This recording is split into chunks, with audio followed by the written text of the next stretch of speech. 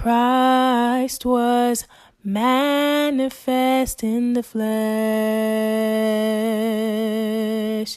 He came down to bring wholeness. He left his glories above to show the Father's love.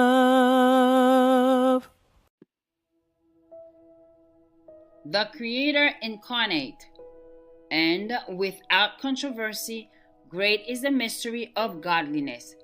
God was manifested in the flesh, justified in the spirit, seen of angels, preached unto the Gentiles, believed in the world, received up into glory.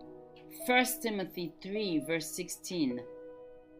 The incarnation of Christ is the mystery of all mysteries. Christ was one with the Father, yet he was willing to step down from the exaltation of one who was equal with God, that he might accomplish his purpose of love for the fallen race. He became bone of our bone and the flesh of our flesh. How wide is the contrast between the divinity of Christ and the helpless infant in the Bethlehem's manger. How can we span the distance between the mighty God and the helpless child? And yet the Creator of worlds, he in whom was the fullness of the Godhead bodily, was manifested in the helpless babe in the manger.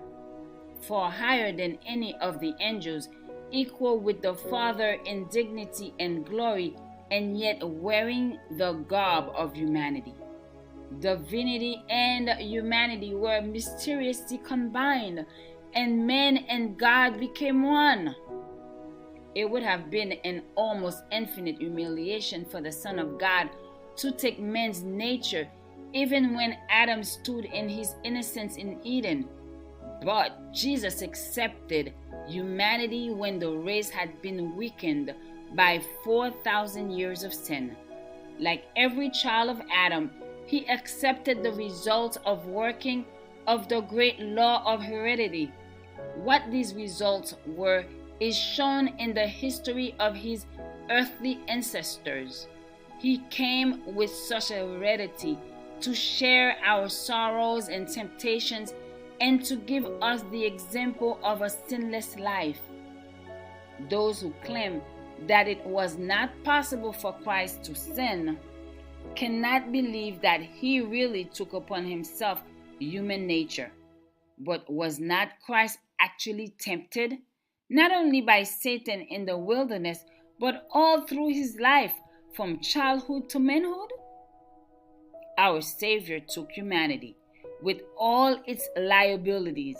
He took the nature of men with the possibility of yielding to temptation.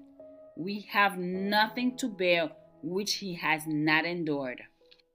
Christ was manifest in the flesh.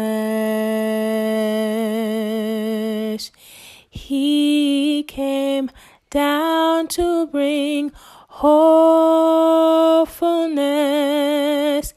He left his glories above